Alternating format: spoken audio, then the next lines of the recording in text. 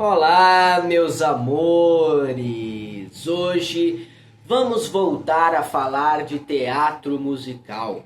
Vamos falar sobre mais uma peça cuja trilha sonora é da autoria de Richard Rodgers, responsável pela melodia, e Oscar Hammerstein II, responsável pela letra. Vocês estão lembrados deles?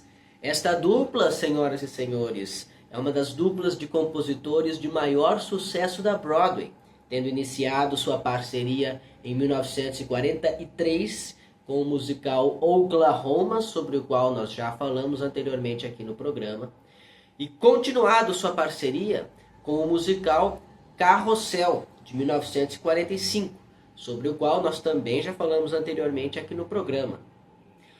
Hoje vamos falar sobre um musical do ano de 1949, também da autoria de Rodgers e Hammerstein. Vocês devem ter reparado que de 43 para 45 houve um intervalo de 2 anos, certo? Pois bem, de 45 para 49 há um intervalo de 4 anos, mas Rodgers e Hammerstein mantiveram sua linha de montagem produzindo musicais de 2 em 2 anos. Em 1947, eles estrearam uma outra peça chamada Allegro, que foi um total fracasso na Broadway. Nosso musical de hoje marca o retorno do nome da dupla ao sucesso, aos píncaros da glória. Senhoras e senhores, vamos falar sobre uma peça de teatro musical intitulada South Pacific, ou, em português, Pacífico Sul. Nunca ouvi falar.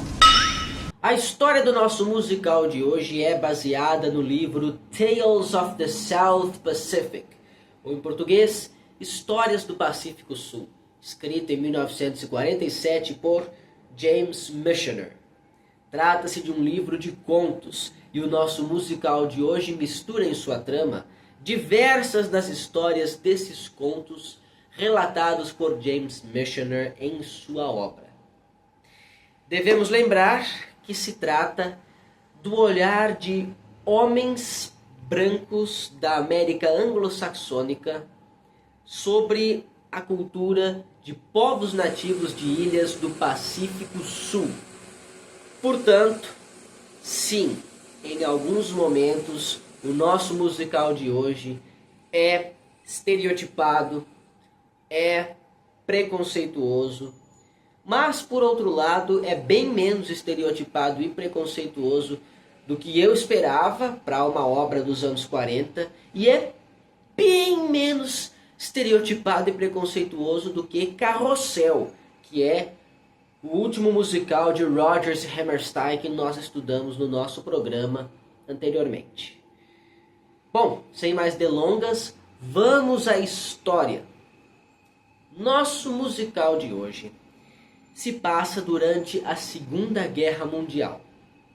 Embora o fronte principal da Segunda Guerra tenha sido a Europa, devemos lembrar também que o Japão fazia parte do chamado eixo, certo? O eixo Roma, Berlim, Tóquio.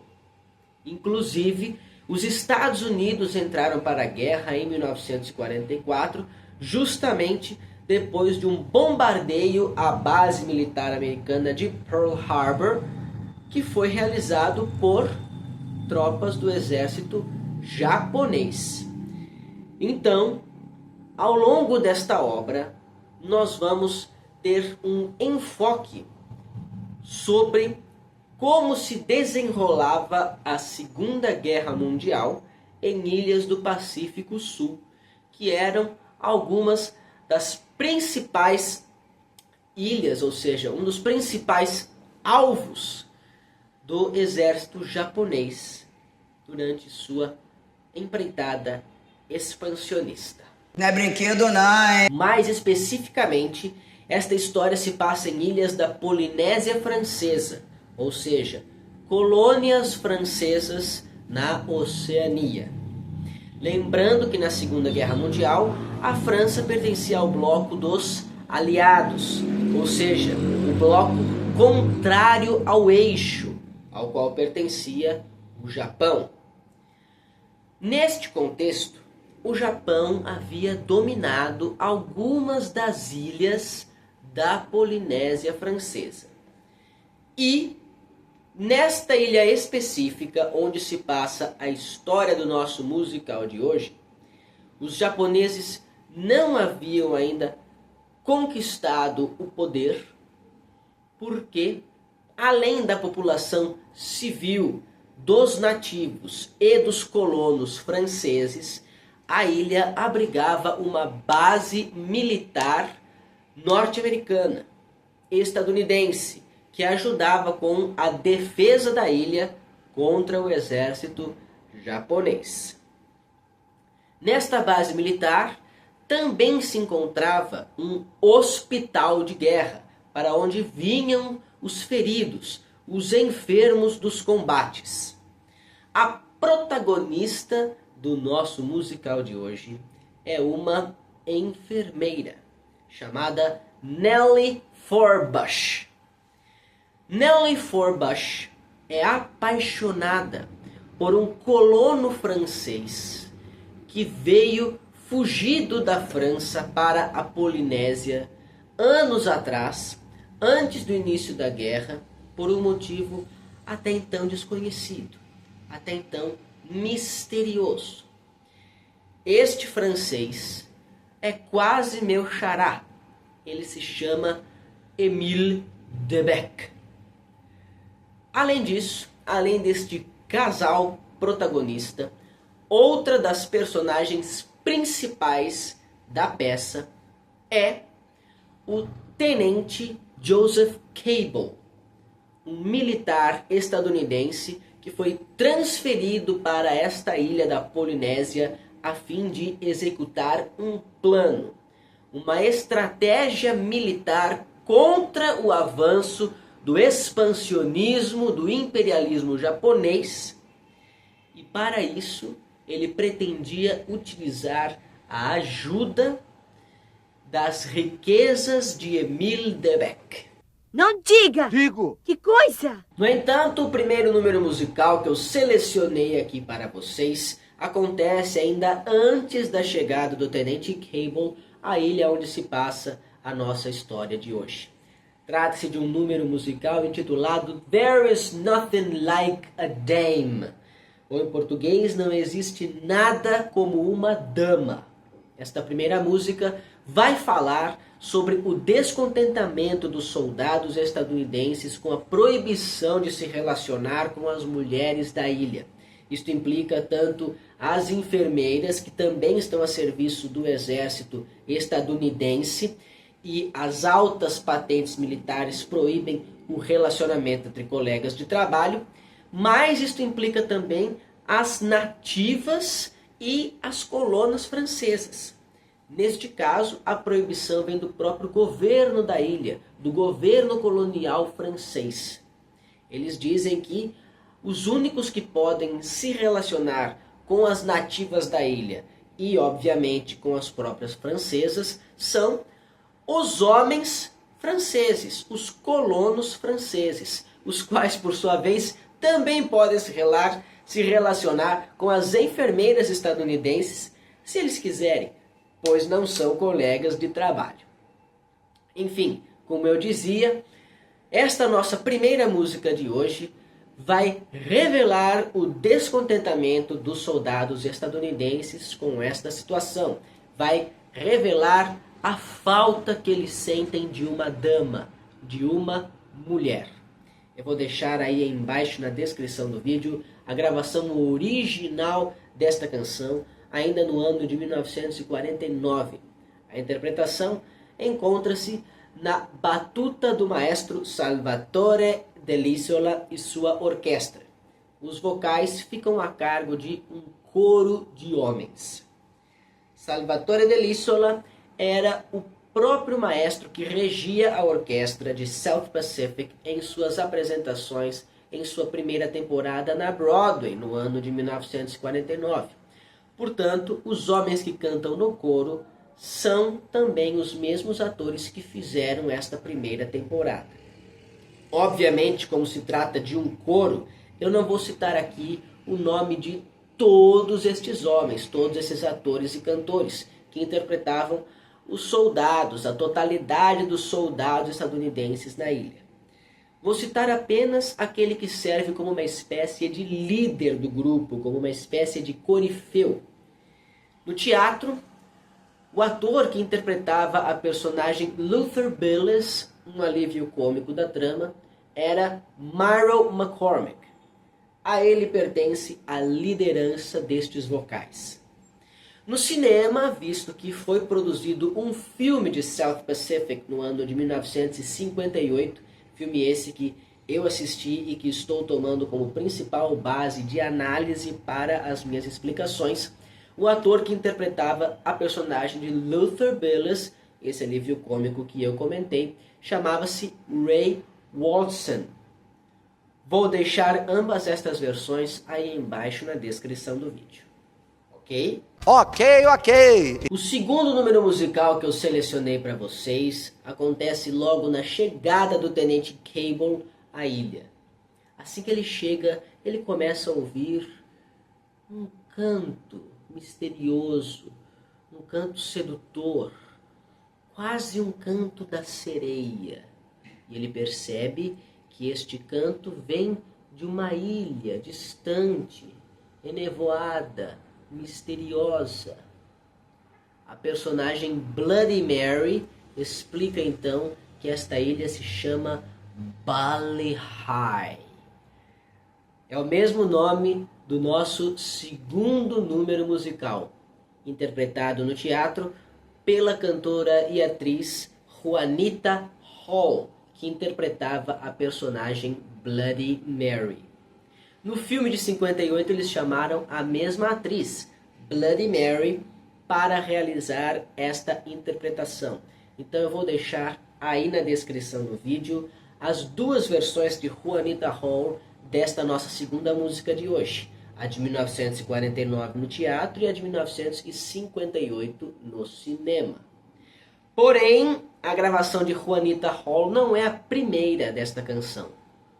Não. Pasmem ao descobrir que o primeiro a gravar Bali High foi ninguém menos que Frank Sinatra, também em 1949, e que ele foi sucedido por outros dos maiores nomes da música internacional da época, como é o caso de Bing Crosby e Perry Como. Vou deixar todas estas gravações aí embaixo na descrição do vídeo para vocês conferirem. E eu espero que vocês gostem. Além disso, para cada número musical que eu for selecionando aqui para vocês, vou deixar também a respectiva cena do filme, que abusa dos filtros coloridos, hein? Não vão estranhar. Mas, seguindo adiante, o Capitão Cable chega à ilha e vai conversar com as autoridades militares do local. Ele explica que foi enviado para executar um plano utilizando-se dos recursos financeiros e até mesmo humanos disponíveis na propriedade de Emile de Beck. Este plano consistia em uma expedição militar para recuperar algumas das ilhas conquistadas pelos japoneses até aquela altura da guerra. Mas para isso eles precisavam saber melhor quem era aquele tal de Emile de Beck. Quais eram as suas opiniões políticas? De que lado ele estava na guerra? Por que ele foi embora da França? Para isso, eles vão se utilizar de uma personagem, de uma enfermeira que estava apaixonada por ele. A nossa Nellie Forbush. Uau! A paixão de Nellie e Emile de Beck começa antes mesmo do começo do filme. Começa em uma cena não vista, em uma cena anterior à primeira cena do musical. na qual Nelly e Emile são convidados por um amigo em comum para jantar. Eles se conhecem, eles conversam, eles gostam um do outro, acham-se mutuamente simpáticos e a partir de então, Nelly Forbush passa a frequentar a propriedade de Emile de Becq, que é uma propriedade rural. Eles trocam carinhos, eles trocam declarações de amor, porém, eles ainda não chegaram a dizer explicitamente quais são as intenções de um pelo outro, quais são os sentimentos de um pelo outro. Isso acontece em nosso terceiro número musical selecionado, intitulado Some Enchanted Evening, ou em português, Em uma Noite Encantada.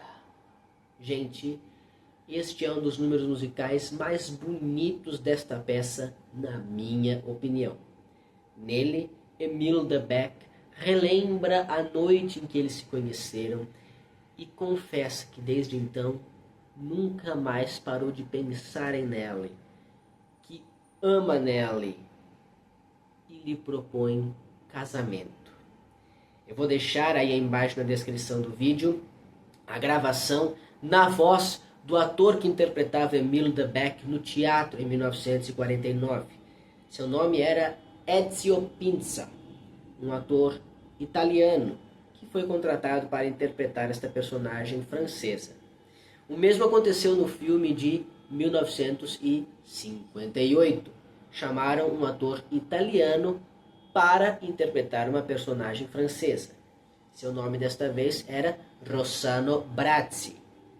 Vou deixar ambas estas versões, já adiantando novamente que nenhuma delas é a gravação original da nossa música de hoje, que novamente ficou a cargo de Frank Sinatra e que novamente foi seguido por Bing Crosby e por Perry Como. Seguindo em diante com a nossa história. A Nelly Forbush não aceita imediatamente, porque ela mal conhece o Emile de Becq. Ela ainda está um pouco receosa, ainda mais depois que os militares estadunidenses pediram para ela ser espiã de Emile de Becq e trazer informações sobre sua opinião política, sobre sua vida pregressa na França. Ela então começa a ficar preocupada. Será que ele realmente é um homem bom? E então, em um número musical que eu, na verdade, não liguei muito, não achei muito interessante, mas que eu vou citar aqui porque foi gravado por um nome importante da música internacional, a nossa Nelly Forbush diz que vai tirar esse homem de sua cabeça. Ela diz isso durante uma cena em que toma banho e promete: I'm gonna wash that man right out of my hair. Em português, eu vou lavar esse homem direto do meu cabelo. Não entendi! Vou deixar aí embaixo na descrição do vídeo a gravação original na voz de Mary Martin, que era a atriz que interpretava Nelly Forbush no teatro.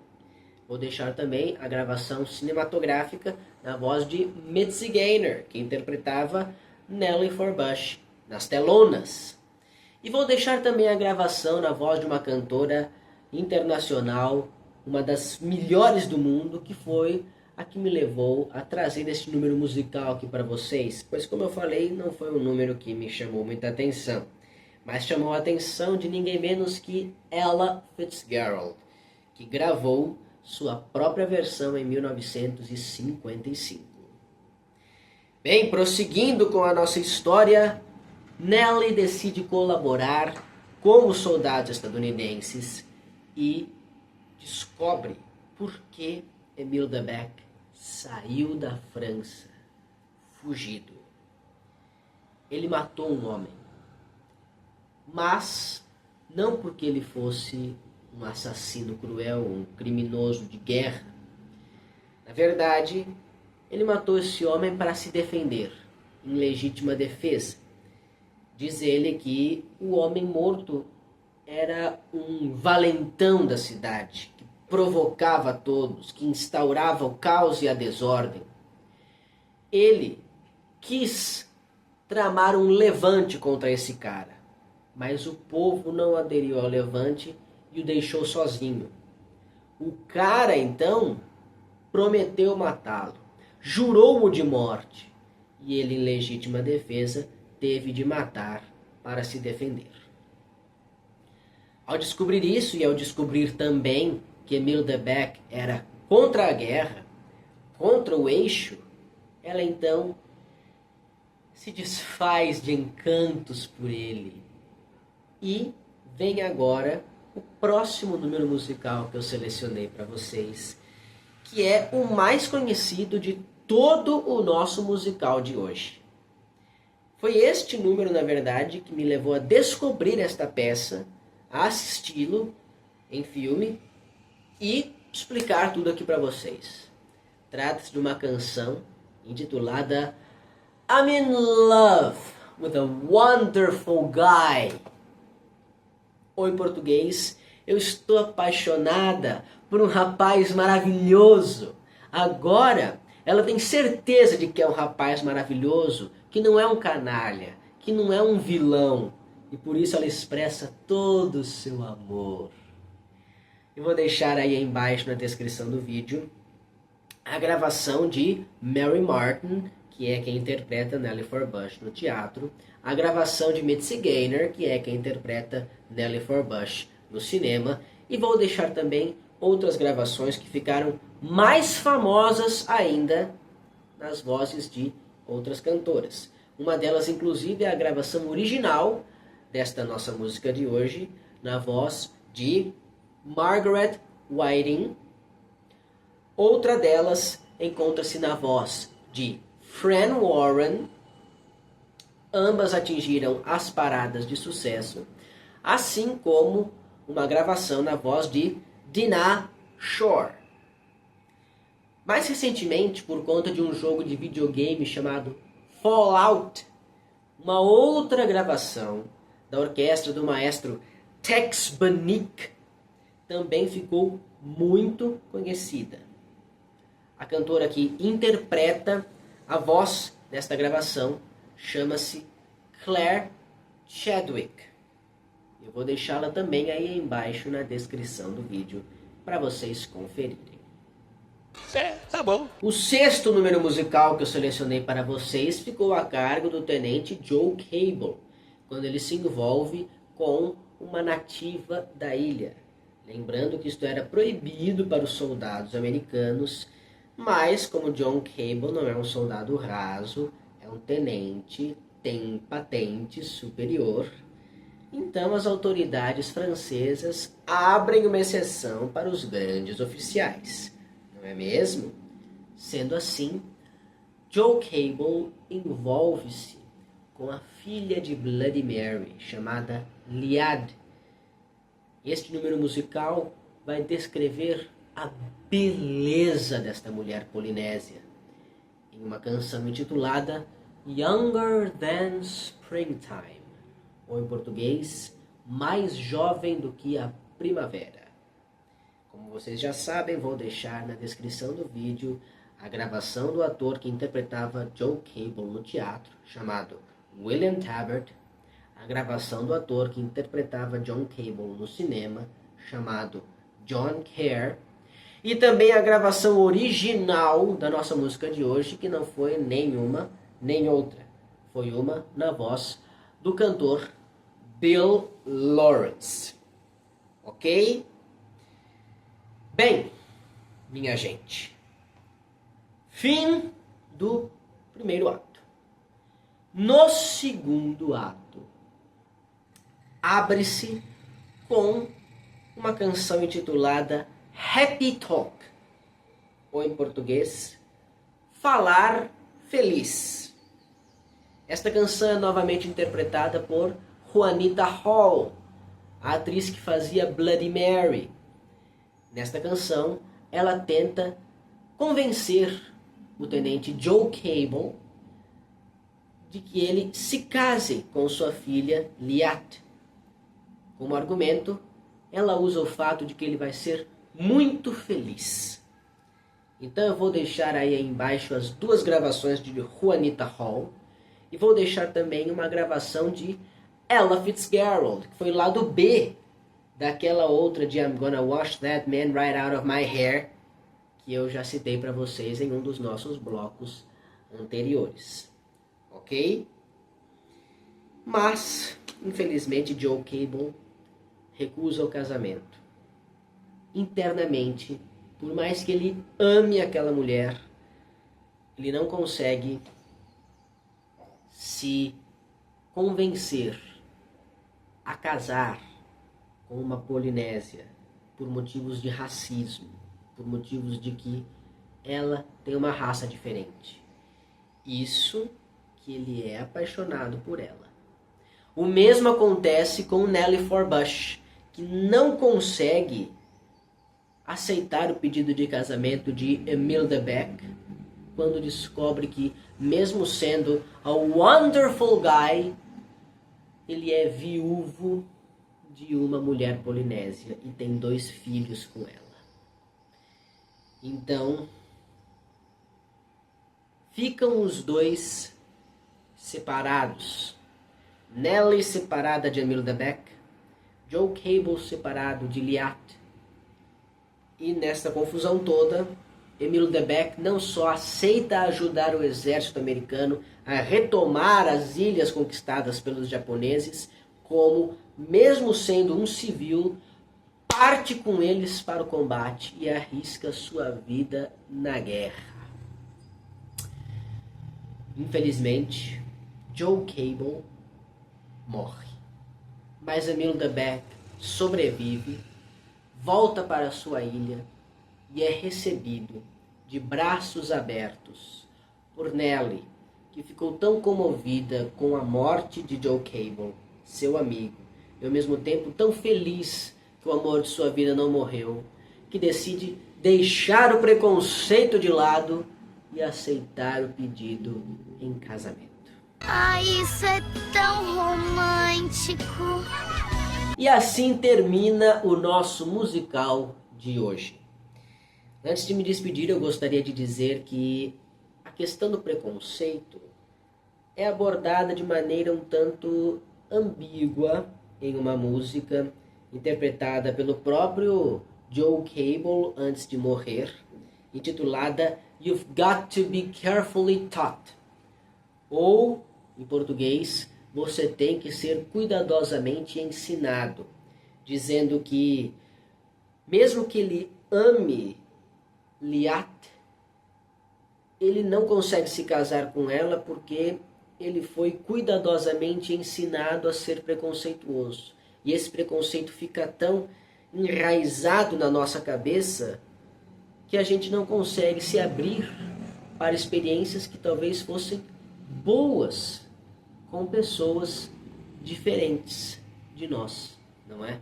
Então, embora a letra da canção seja dúbia, como eu falei, no final depreende-se pelo contexto de que é uma canção que fala contra o preconceito racial. Eu vou deixar também na descrição do vídeo a gravação de William Tabbert no teatro e de John Kerr no cinema, ok?